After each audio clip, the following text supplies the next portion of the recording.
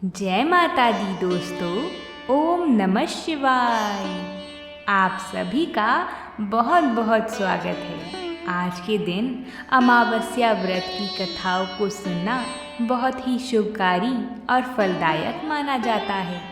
जो कोई भी आज के दिन पीपल माता को सींचता है और उनकी कथा को सुनता है, वह सभी सुखों को प्राप्त करता है, उसके सभी विघ्नों का नाश होता है।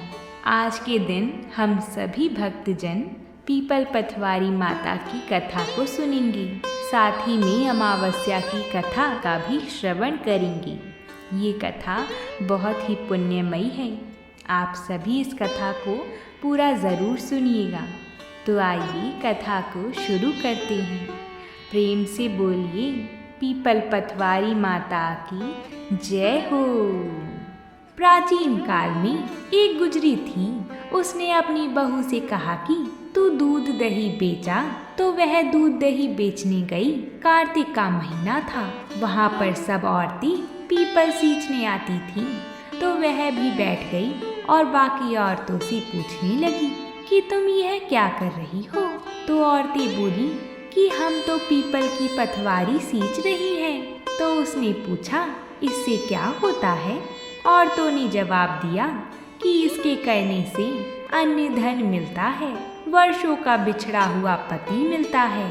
उस गुजरी ने कहा कि तुम तो पानी सींच रही हो, मैं तो दूध दही से सींचूंगी। उसकी सास रोज कहती कि तू दूध दही बेचकर पैसे लाकर दे। तो उसने कहा, जब कार्तिक का महीना पूरा हो जाएगा तब मैं लाकर दूंगी। और कार्तिक का महीना पूरा हो गया। पूनम के दिन गुजरी ने पीपल पथवारी माता के पास धरना लेकर बैठ गई। पीपल ने पूछा कि तू यहाँ क्यों बैठी है? उसने कहा, मेरी सास दूध दही के पैसे मांगेगी। तो पीपल ने कहा, मेरे पास पैसे नहीं है, यह पत्थर डंडे पान पत्ते पड़े हैं, वह ले जा और गुल्लक में रख देना। जब सास ने पूछा, पैसे लाई है? तो गुजरी ने कहा, मैंने पैसे गुल्लक में रखे हैं। तब सास ने गुल्लक खोलकर देखी तो सास देखती रह गई कि उसमें हीरे मोती जगमगा रहे हैं। पत्थर डंडे और पत्तों का धन हो गया था। सास बोली कि बहू, इतना पैसा कहाँ से लाई? तो बहू ने आकर देखा तो बहुत धन पड़ा था।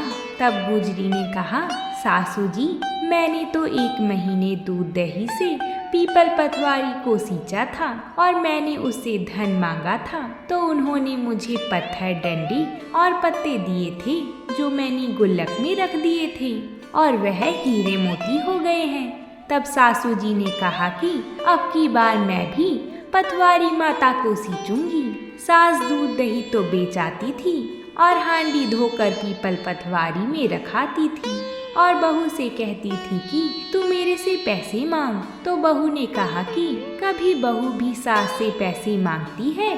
तो सास बोली कि तू मेरे से पैसे मांग। तो बहू ने सास से दूध दही के पैसे मांगे। तो सासू जी भी पीपल पथवारी माता के पास जाकर धरना लेकर बैठ गईं। तो डंडे पत्ते पान भाटे उसे भी दिए और कहा, गुल्लक में जाकर रख देना। फिर घर आकर सास ने गुल्लक में वह सब कुछ रख दिया। बहू ने जब पैसे मांगी तो सास बोली कि गुल्लक में रखे हैं। फिर बहू ने गुल्लक खोलकर देखी तो उसमें कीड़े मकोड़े चल रहे थे। गुजरी ने सास से कहा, यह क्या है? तो सास देखकर बोली कि पीपल पथवारी माता ने तेरे को तो अन्य धन दिया और मुझे कीड़े मकोड़े दिए। तब सब बोले कि बहू तो सच से सींचती थी और सासू जी तुम तो धन की भूख से सींचती थी। इसलिए हे पथवारी माता, जैसे बहू को दिया वैसा सबको देना और जैसा सासू जी को दिया वैसा किसी को मत देना। तो बोलिए पीपल पथवारी माता की जय। आइए अब हम सुनते हैं देवी सती सावित्री की पौराणिक कथा को। प्राचीन काल की बात है। एक प्रदेश में एक परम धर्मात्मा राजा राज्य करते थे। विशाल हृदय, सत्य प्रतिज्ञ और जितेंद्रिय थे। वे यज्ञ करने वाले, दान दक्षिणा देने वाले और लोगों के परम प्रिय थे। उनका नाम अश्वपति था। बहुत उम्र बीत जाने पर उनके मन में बड़ा संताप हुआ कि उन्होंने संतान प्राप्ति के लिए बड़े कठोर नियमों का पालन किया, फिर भी उन्हें आज तक संतान की प्राप्ति ना हुई। राजा अश्वपति ब्राह्मणों के साथ प्रतिदिन गायत्री मंत्र से 1,00,000 आहुतियाँ देकर दिन के छठे भाग में थोड़ा सा भोजन किया करते थे। उनको इस नियम से रहते हुए 18 वर्ष पूर्ण होने के बाद उनसे सावित्री देवी संतुष्ट हुईं। तब मूर्तिमती सावित्री देवी ने अग्निहोत्र की अग्नि से प्रकट होकर बड़े हर्ष के साथ राजा को अपने दर्शन दिए और उस राजा से कहा। सावित्री देवी बोली, राजन, मैं तुम्हारी विशुद्ध ब्रह्मचर्य और तपस्या से बहुत संतुष्ट हुई हूँ। तुम्हें जो मांगना हो तुम मुझसे मांग सकते हो। तब राजा अश्वपति ने देवी से कहा, मैंने धर्म प्राप्ति की इच्छा से संतान के लिए यह अनुष्ठान आरंभ किया था। मैं आपसे संतान संबंधी वर ही मांगता हूँ। तब देवी सावित्री बोली, राजन, तुम्हें शीघ्र ही इस पृथ्वी पर एक तेजस्विनी कन्या प्राप्त होगी। और उसके कुछ समय बाद उनको कमल नयनी एक कन्या की प्राप्ति हुई। राजा अश्वपति बहुत प्रसन्न होकर उन्होंने सभी संस्कार संपन्न करवाए। ब्राह्मणों और राजा ने उस कन्या का नाम सावित्री ही रखा। वह राजकन्या लक्ष्मी जी के समान बढ़ने लगी और यथा समय उसने युवा अवस्था में प्रवेश किया। वो कन्या बड़ी ही सुंदर थी। सब लोग उन्हें देखकर यही मानते थे कि कोई देव कन्या आ गई है। एक बार राजा सावित्री से बोले, बेटी, अब किसी वर के साथ तुम्हारा ब्याह करने का समय आ गया है, परंतु कोई भी मुझसे तुझे मांग ही नहीं रहा है। इसलिए तुम स्वयं ही ऐसे वर की खोज कर लो जो गुणों में तुम्हारे समान और जिसे तुम पति रूप में प्राप्त करना चाहती हो, जो गुणों में तुम्हारे समान हो और जिसे तुम अपने पति रूप में प्राप्त करना चाहती हो। फिर मैं उस वर को देखकर सोच विचार कर उसके साथ तुम्हें ब्याह दूंगा। इसलिए यह बात सुनकर तुम पति की खोज के लिए शीघ्रता करो। पुत्री सावित्री से ऐसा कहकर राजा ने बूढ़े मंत्रियों को आज्ञा दी कि आप लोग यात्रा के लिए आवश्यक सामग्री और वाहनों को साथ लेकर सावित्री जी के साथ जाएं। तब सावित्री ने पिता का आशीर्वाद लेकर प्रस्थान किया। राजकन्या सावित्री राज ऋषियों के तपोवन में गई और सभी वनों में भ्रमण किया।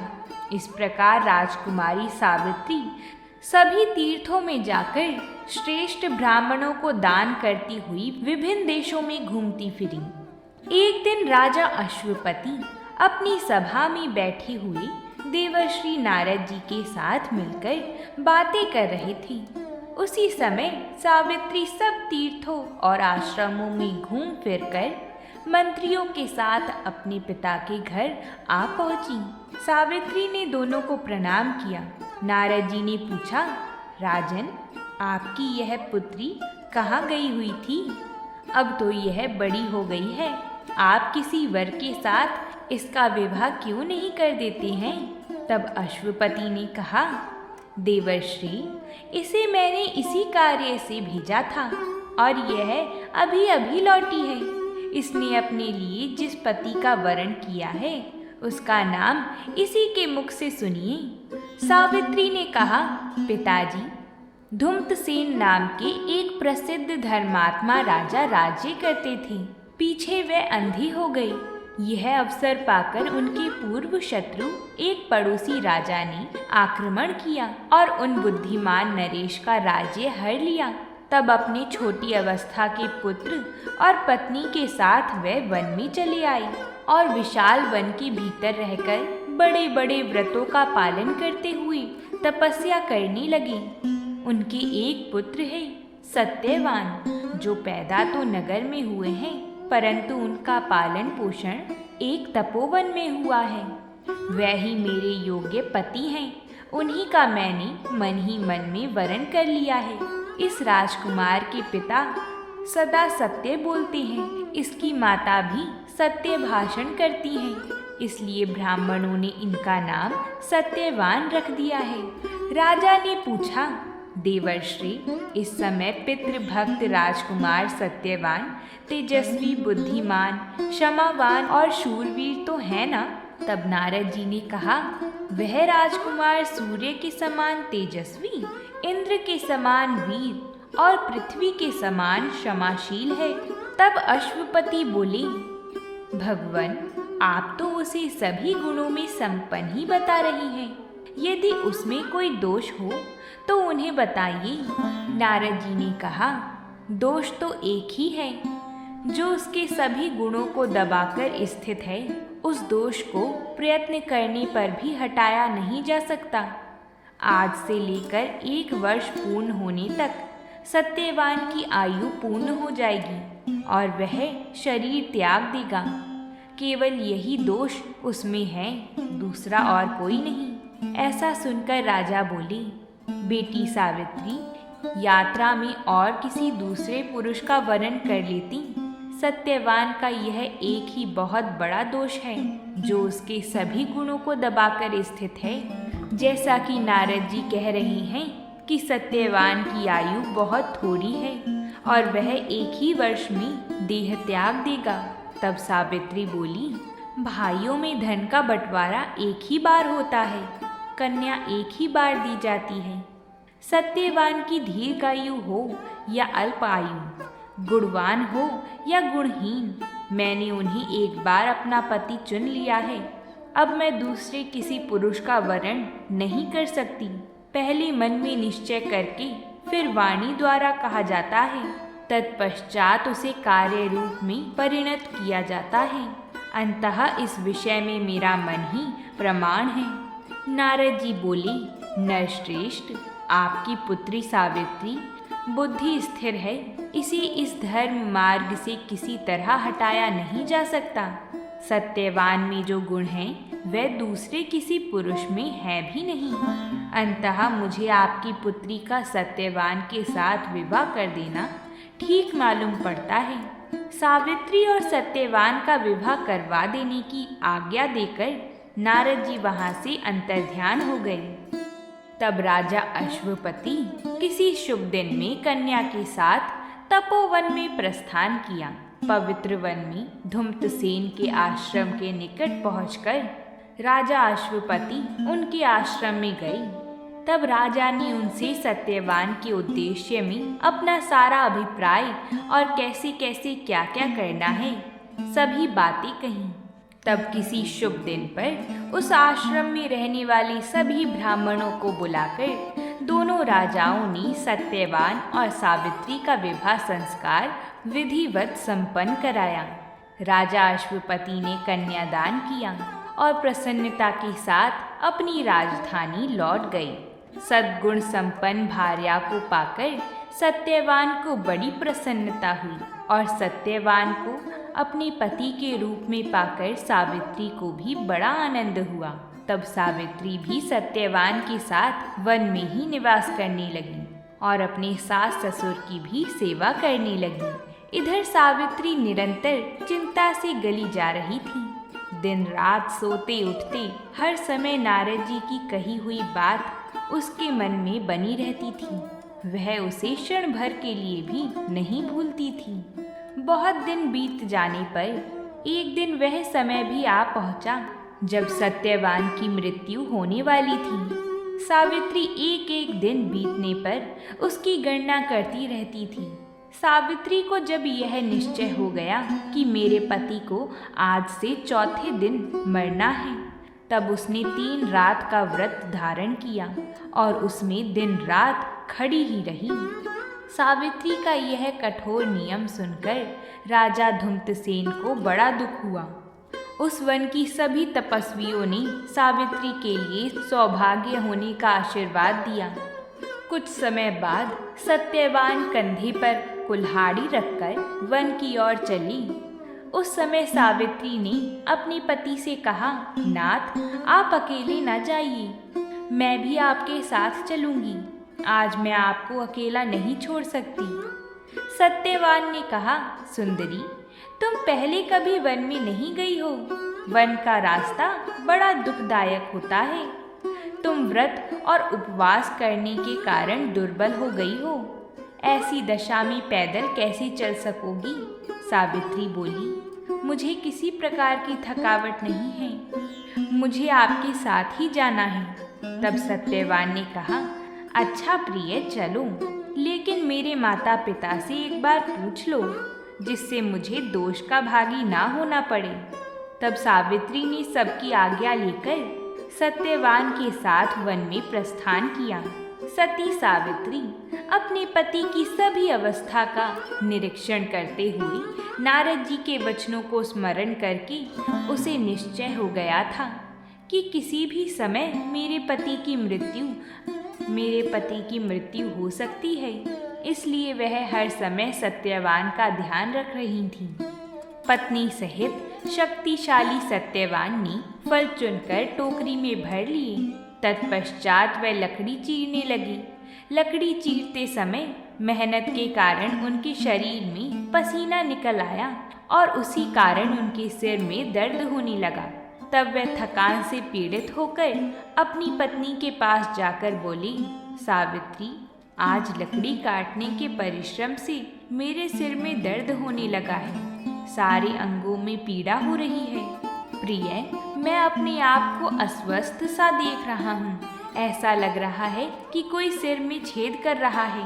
अब मैं थोड़ा सोना चाहता हूँ। मुझ में खड़े रहने की शक्ति नहीं रह गई है। यह सुनकर सावित्री शीघ्र अपने पति के पास आई। यह सुनकर सावित्री जल्दी से उनका सिर गोदी में लेकर बैठ गई। सावित्री नारद जी की बात याद करते करते मुहूर्त, क्षण, समय और दिन का योग मिलाने लगी। 2 ही घड़ी में उसने देखा कि एक पुरुष प्रकट हुए हैं, जिनके शरीर पर लाल रंग का वस्त्र शोभा पा रहा है। सिर पर मुकुट बंधा हुआ है। उनके हाथ में पाश है। उनका स्वरूप डरावना है। वे सत्यवान के पास खड़े हैं और बार बार उन्हीं की ओर देख रही हैं। उन्हें देखते ही सावित्री ने धीरे से पति का मस्तक भूमि पर रख दिया और खड़ी होकर हाथ जोड़कर कांपते हुए हृदय से वे आर्त स्वर से बोली, मैं समझती हूँ आप कोई देवता हैं, क्योंकि आपका यह शरीर मनुष्य जैसा नहीं है। कृपया करके बताइए कि आप कौन हैं।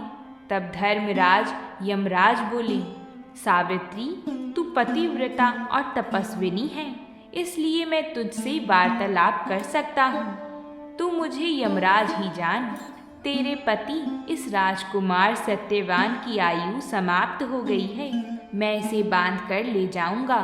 सावित्री ने पूछा, भगवन, मैंने तो सुना है मनुष्यों को ले जाने के लिए आपके दूत आया करते हैं। प्रभु, आप स्वयं यहाँ कैसे चले आए?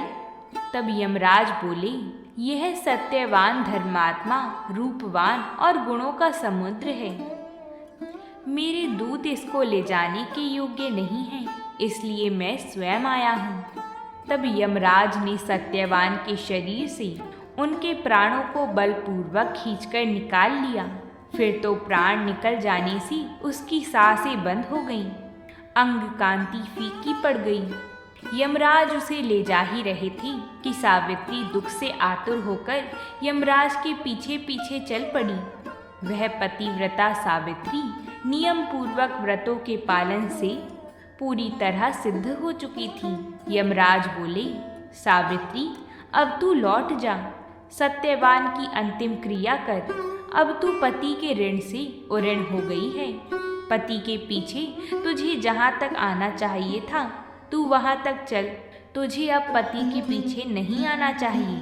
सावित्री ने कहा, जहाँ मेरे पति जा रहे हैं वहीं मुझे भी जाना चाहिए। यही मेरा धर्म है।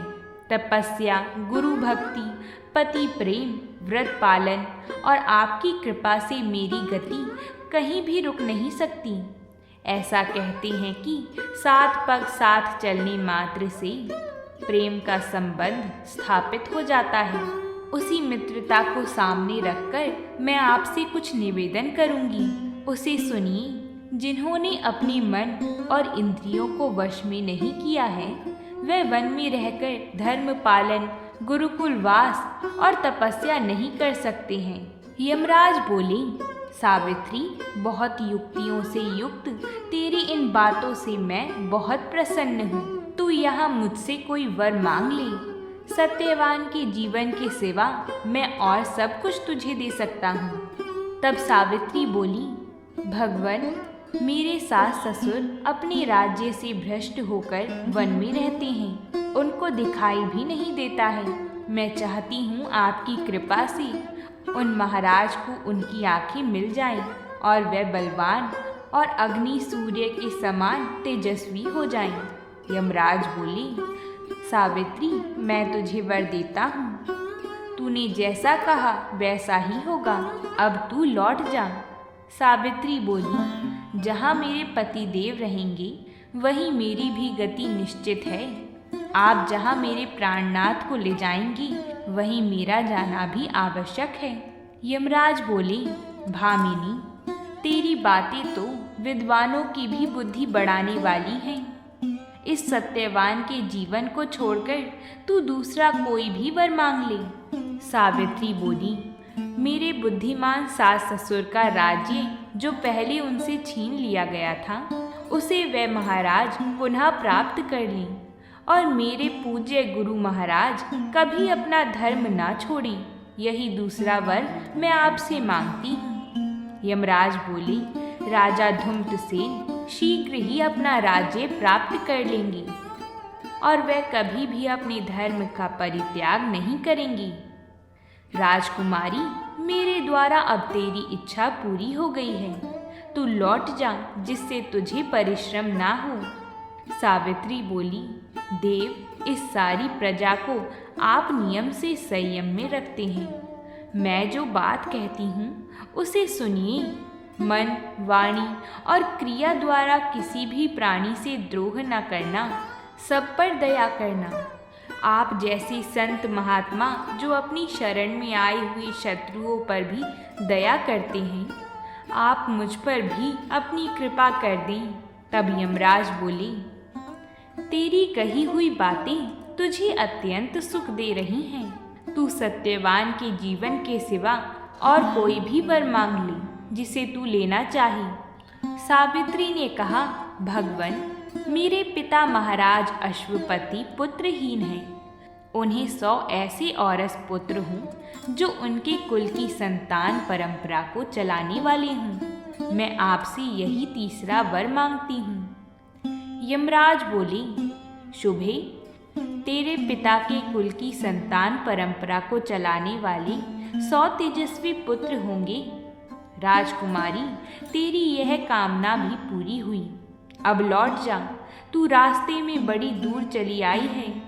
सावित्री ने बोला, आप समस्त प्रजा के साथ समान पूर्वक धर्म अनुसार आचरण करते हैं, इसलिए आप धर्मराज कहलाते हैं। समस्त प्राणी एक दूसरे पर विश्वास और प्रेम के साथ ही जुड़े हुए हैं। संतों में दया होने के कारण ही सब लोग उन पर अधिक विश्वास करते हैं। धर्मराज बोले, कल्याणी, तूने जैसी बात कही है वैसी मैंने तेरे सिवा किसी दूसरे के मुख से नहीं सुनी है। तेरी इस बात से मैं संतुष्ट हूँ। तू सत्यवान के जीवन के सिवा और कोई चौथा वर मांग ले और यहाँ से लौट जा।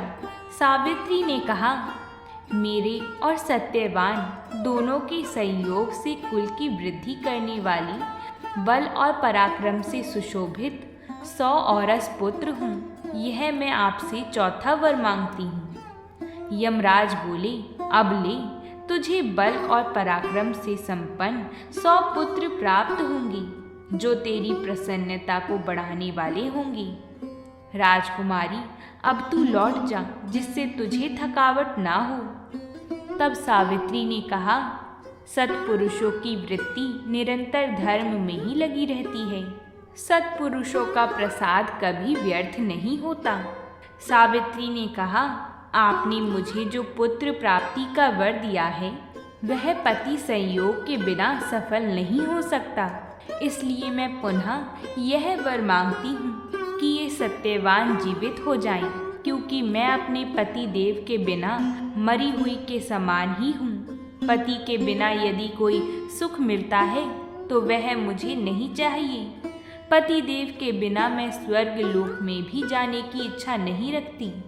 पति के बिना मुझे धन संपत्ति की इच्छा नहीं है। अधिक क्या कहूँ, मैं पति के बिना जीवित रहना भी नहीं चाहती। आपने ही मुझे 100 पुत्र होने का वर दिया है और आप ही मेरे पति को लिए जा रहे हैं। अंततः मैं यही वर मांगती हूँ कि ये सत्यवान जीवित हो जाए। इससे आपका ही वचन सत्य होगा। तब धर्मराज ने तथास्तु कहकर सत्यवान का बंधन खोल दिया और प्रसन्नचित होकर सावित्री से इस प्रकार कहा, पुत्री, यह ली, मैंने तेरे पति को छोड़ दिया है। कुल नंदिनी, तूने अपने धर्मयुक्त वचनों द्वारा मुझे पूर्ण संतुष्ट कर दिया है। साध्वी, यह सत्यवान नीरो सफल मनोरथ और तेरे द्वारा ले जाने योग्य हो गया है। यह तेरे साथ रहकर 400 वर्षों की आयु प्राप्त करेगा। भगवान को प्रसन्न कर संपूर्ण विश्व में विख्यात होगा। सत्यवान तेरे गर्भ से 100 पुत्र उत्पन्न करेगा और वह सभी राजकुमार राजा होने के साथ ही पुत्र पौत्रों से संपन्न होंगे। सावित्री को इस प्रकार वरदान देकर प्रतापी धर्मराज अपने लोक लौटकर चले गई। यमराज के चले जाने पर सावित्री अपने पति को पाकर उसी स्थान पर गई जहाँ पति का मृत शरीर पड़ा था। वह पृथ्वी पर अपने पति को पड़ा देखकर उनके पास गई और फिर पति के सर को उठाकर अपनी गोद में रख लिया। कुछ समय बाद उनके शरीर में चेतना फिर से वापस आ गई। तब होश में आकर सत्यवान प्रेम पूर्वक सावित्री से बोले, प्रिय, खेद है कि मैं बहुत देर तक सोता रह गया। तुमने मुझे जगा क्यों नहीं दिया? वे श्याम वर्ण के पुरुष कहाँ हैं जिन्होंने मुझे खींचा था? देव, आप मेरी गोद में बहुत देर तक सोते रह गई। वह पुरुष भगवान यम थे। दीर्घ काल के पश्चात सावित्री के गर्भ से उसकी कीर्ति बढ़ाने वाले 100 पुत्र उत्पन्न हुए। सबके सब शूरवीर थे और धर्मात्मा भी। इस तरह सावित्री ने अपने आप को, पिता माता को, सास ससुर को और पति के समस्त कुल को भारी संकट से बचा लिया था। जो इस परम उत्तम सावित्री की कथा को भक्ति भाव से सुनता है, उसकी सभी मनोरथ भगवान की कृपा से सिद्ध होंगी और वह कभी दुख नहीं पाएगा। तो बोलिए भगवान श्री कृष्ण की जय हो, देवी सावित्री की जय हो। अगर आप सभी कोई कथा पसंद आई हो तो कमेंट बॉक्स में जय देवी सावित्री ज़रूर ही लिखिएगा और अपने सभी दोस्तों के साथ शेयर ज़रूर करिएगा। प्रेम से बोलिए जय माता दी।